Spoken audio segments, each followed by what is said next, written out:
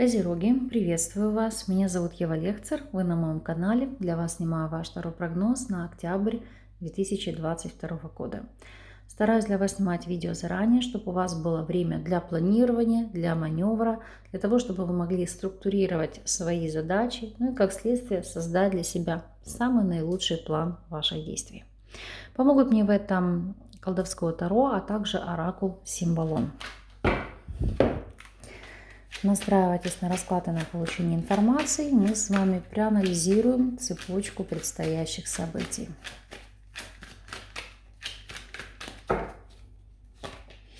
Общая энергия месяца. Что вас ожидает в плане работы, финансов, здоровья, личной жизни и совет от карт. Арканы перед вами. Приступим. Общая энергия месяца. У вас здесь ложится пятерка мечей.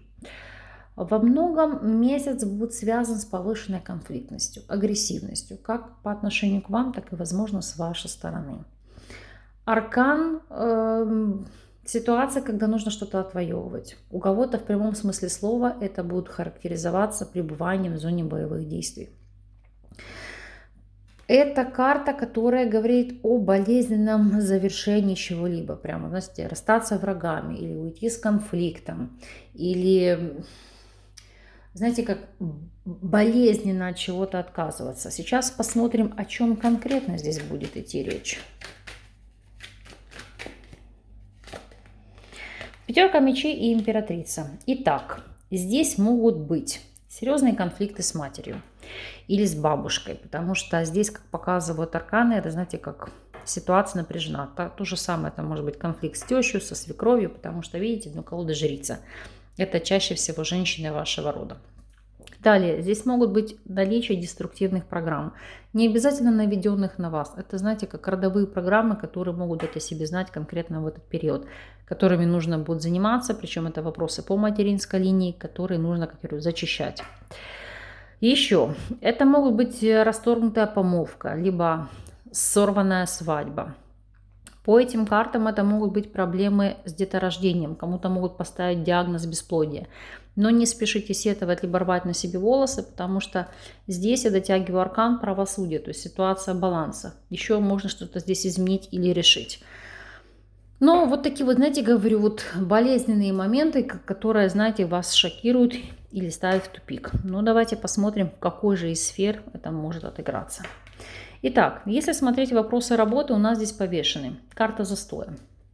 Не обязательно это вопросы безработицы, это, допустим, понимаете, на работу ходим ради заработка, но вы полностью не ощущаете своей реализации, вы не ощущаете личностного духовного роста, нет ни карьерного роста, ни удовлетворения в заработной плате. Это, знаете, ходим, чтобы не умереть с голоду. У многих просто может быть ситуация бесперспективности, потому что не можете найти то, что вы ищете. Давайте анализировать. Итак, если на текущем этапе вы не работаете. Рыцарь чаш. По сути, вам есть на что опереться, потому что тут как бы дары свыше, забота со стороны ваших знакомых или близких. Но в этой ситуации вы чувствуете себя жертвой. Почему? Потому что не хотите кому-то быть обязанным, либо за что-то должным. То есть ситуация, которая вас в большей степени угнетает эмоционально. Вы хотя и пытаетесь здесь перестроиться и смотреть на это иначе, но, к сожалению, не получается. Если же мы будем смотреть ситуацию для тех, кто ищет работу, то повешенная смерть – это застой. Как бы вы ни пытались пока изменить ход событий и ситуаций, увы, работу найти пока не удастся.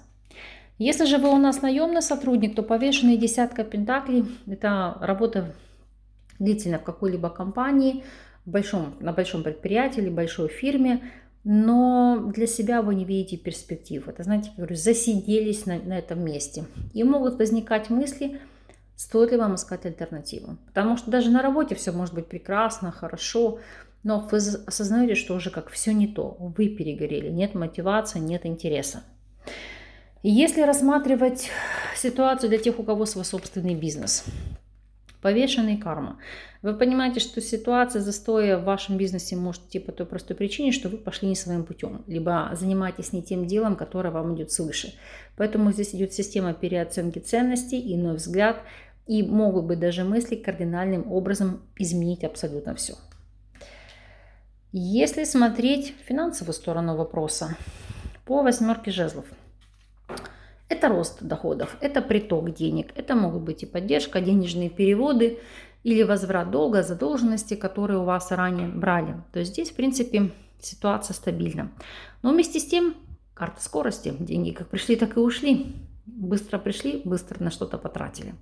И неважно, будут это приятные вещи, переезды, либо покрытие каких-то плановых расходов. Тем не менее, знаете, как финансы в руках не задержались, а это само по себе не особо вас радует. Если смотреть вопросы здоровья, то по королю Пентаклей. По сути, падаете вы сами, особенно если смотреть для мужчин. То это акцент на то, чтобы вы обратили внимание на весь ваш организм и в первую очередь на энергетику, как я повторюсь, чтобы здесь не было блоков и родовых программ. Потому что у многих здесь могут быть просто закрытые перспективы по личной жизни. В остальном же это вопросы сердечно-сосудистой системы. Как правило, это повышенный уровень холестерина, и неважно, мужчина вы или женщина, просто рекомендация это перепроверить, на это обратить внимание. Если рассмотрим вопросы личной жизни, 5 жезлов, карта конфликта. Вот то, о чем я говорила. И вне зависимости от вашего статуса, то есть вы свободны, вы в треугольниках или вы в стабильных связях, это может быть как идти внутренний конфликт с самим собой, так и действительно конфликт с социумом в плане общения и то, как вас воспринимают. Итак, если вы свободны, что же здесь на повестке дня? По аркану Маг. Это попытки контролировать, знаете, как любого знакомого или знакомую в вашем поле зрения. Как следствие, это вызывает непонимание, потому что вы даже сами не осознаете, что вы пытаетесь с кем-то манипулировать, ставить какие-то рамки, навязывать человеку какие-то устои. Как следствие, вы натыкаетесь на стену непонимания, выяснения взаимоотношений, ревности и конфликтов на ровном месте. Если мы будем смотреть ситуацию для тех, кто в любовных треугольниках, то 5 жезлов и туз жезлов – это ревность, это страсть. Это может быть также выяснение взаимоотношений на почве нового увлечения. Потому что, видите, здесь накал страстей. А кто-то попросту, просто говорю, будет уходить в новое, ставив точку в старом союзе. Если вы в стабильных отношениях, то 5 жезлов и 3 чаш – это конфликтные ситуации по поводу появления третьих лиц, которые вмешиваются в ваш союз. Не обязательно это могут быть любовники и любовницы, это могут быть даже и родственники, это могут быть друзья, знакомые, люди, которые вам что-то советуют, приносят сплетни или каким-то образом пытаются проявлять знаки внимания по отношению к вам или вашему партнеру или партнерше.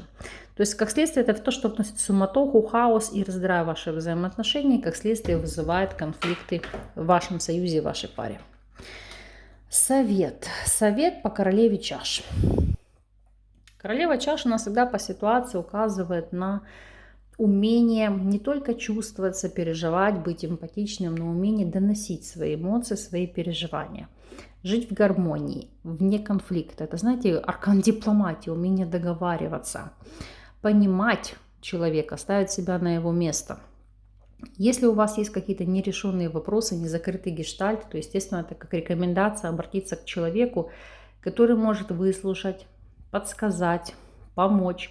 Но желательно, чтобы это был человек не из вашего круга общения, который не заинтересован в каких-либо изменениях, неважно, в лучшую или в худшую сторону вашей жизни. То есть, чтобы это было беспристрастное лицо. То есть, либо обратиться к психологу. Месяц, как мы видим, непростой.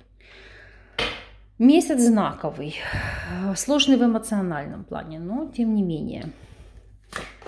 Не все в нашей жизни бывает так просто. Тут у нас падает карта императора, карта стабильности, карта контроля. То есть она указывает на то, что будь хозяином своей жизни. То есть удерживай свое положение, то есть соответствуй своему статусу, своему рангу. Не позволяй собой манипулировать. Будь выше всех конфликтов, споров, склоков, неурядиц. Знай свою ценность, осознавай свою ценность и свою значимость. Ну, это, знаете, как ода, точнее, любви к себе. То есть люби себя, превозноси себя, и тебя будут превозносить другие.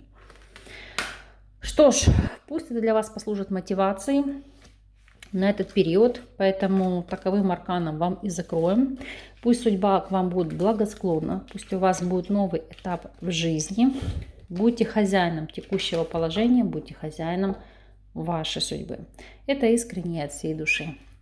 Надеюсь, данная информация будет вам во благо, сослужит вам полезную службу. Я же вас искренне благодарю за внимание. С вами не прощаюсь и до новых встреч.